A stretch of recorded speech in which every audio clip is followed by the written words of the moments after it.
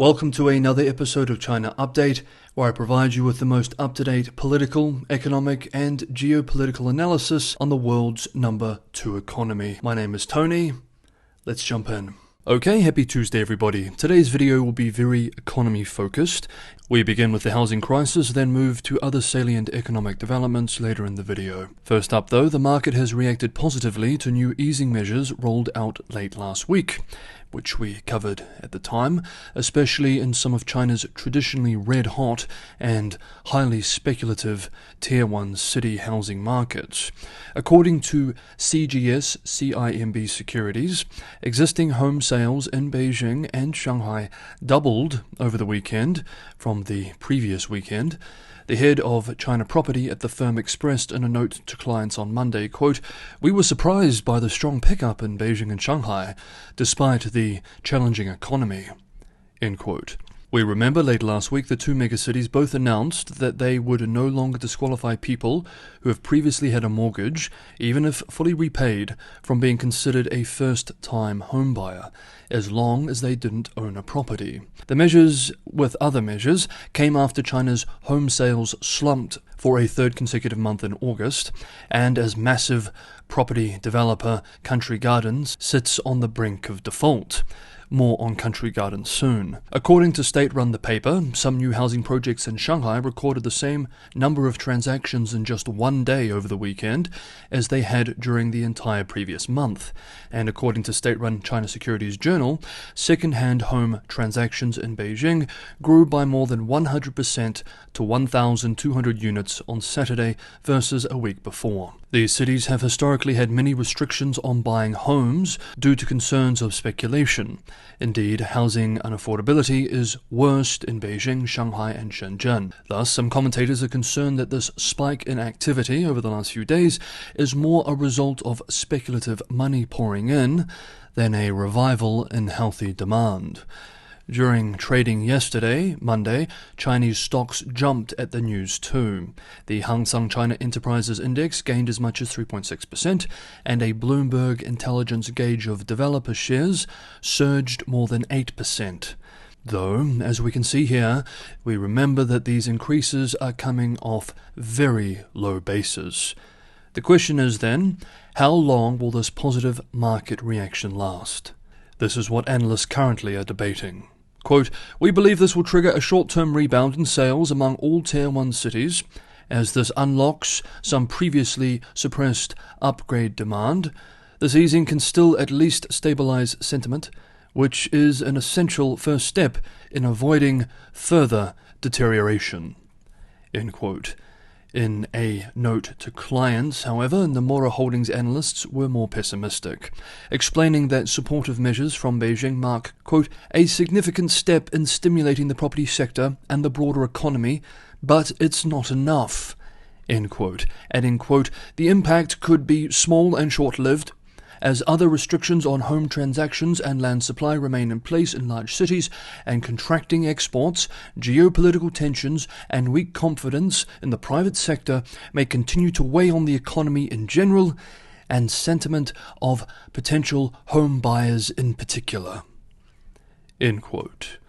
Now, moving from the forest to a particularly important tree, during Monday trading, shares of Country Garden Holdings Co. Limited soared 17%, partly riding the wave of positive sentiment towards developers generally, but also in part due to news that the builder had wired a coupon payment coming due on a bond.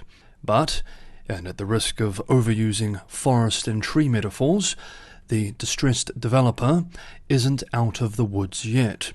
UK-based Financial Times writes yesterday that Country Garden, which has liabilities of almost $200 billion, requested a 40-day grace period for a 3.9 billion RMB bond maturing this week. Quote, "in the latest sign of distress at one of China's largest private property developers," end quote. The outlet reports that creditors allowed the developer to repay other debt due over the weekend through the course of several years. Commenting on this news, Peking University Professor of Finance Michael Pettis observed yesterday, quote, "This of course prevents a default today, but repayment still ultimately requires a revived property market, which few expect," end quote. Next up, we have more economic updates to discuss. Whether in China, the EU or the United States, EV production is heating up and folding into the wider historical geopolitical competition which we are seeing all around us. With these developments, lithium is becoming big business, especially in North America. The International Energy Agency, IEA, envisions a scenario in which global lithium demand accelerates by more than 40 times by the year 2040. The problem, from Washington's perspective, is that lithium chemical production is highly concentrated in a small number of regions, with China accounting for 60% of the global production of lithium.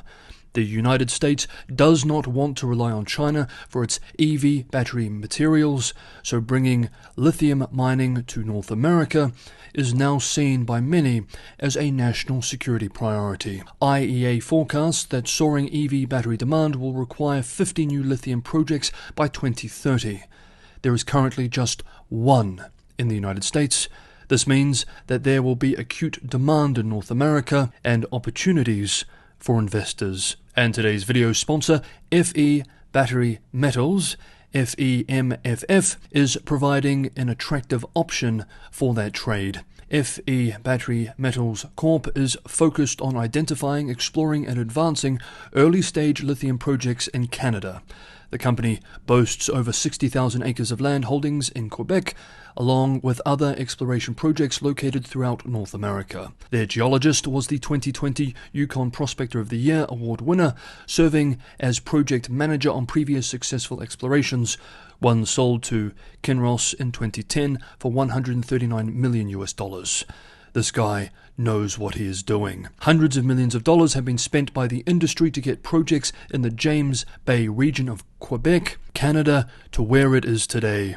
The industry is betting big that this will be the lithium region for the continent for years to come. As such, this area is now ready to become one of the main lithium mining areas of Canada, and thus a key region for the future commodity in North America. And FE Battery Metals Corp is in the heart of it. To put it simply, a $2 billion behemoth lithium soon-to-be producer is investing hundreds of millions of dollars and staking its entire future on this region, and flying below the radar is a small-cap, nimble lithium exporter, staking land to drill for lithium. The market is currently pricing FE Battery Metals modestly, and the opportunity here is to buy while they are still flying under the radar, before the announcement of mining results, which, if positive, would result in investors pouring in and surging the price of the company.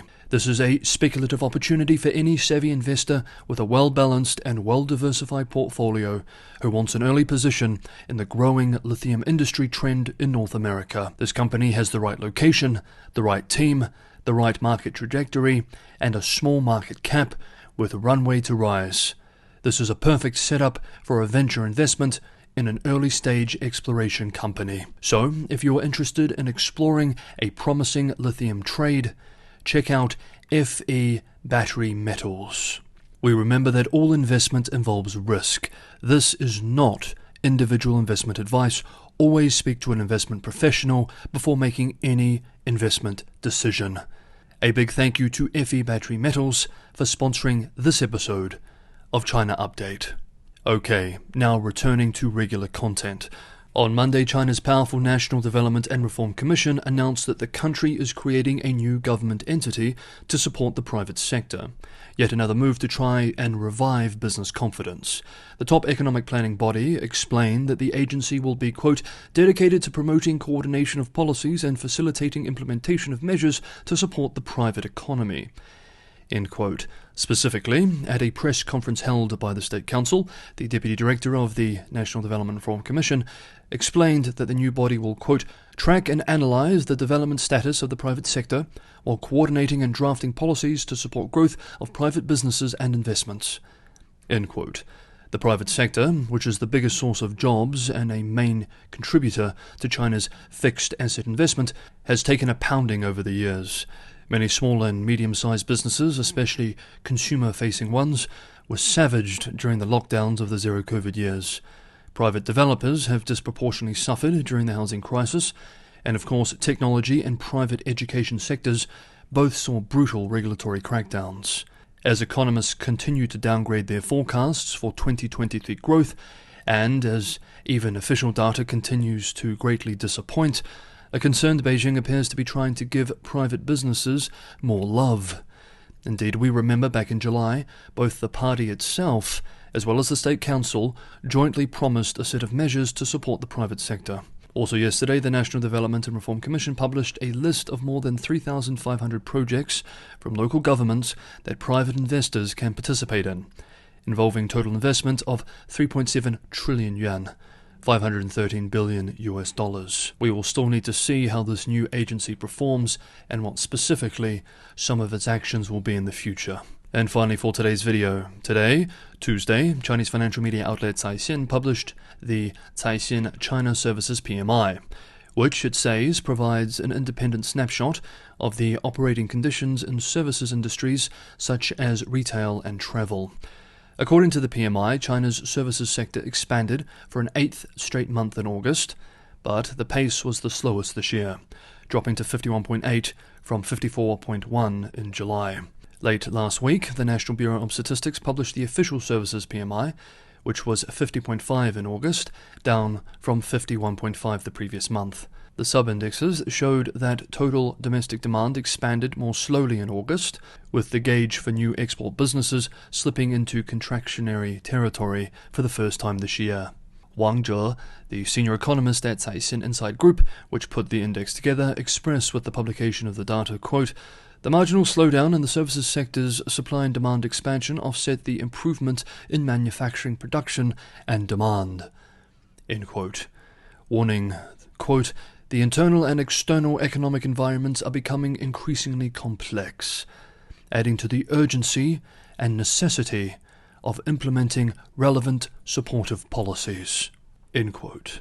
Thus, if we could find a unifying theme in today's video, it would be, as Beijing rolls out more and more supportive measures, economists and analysts continue to warn, it's not enough.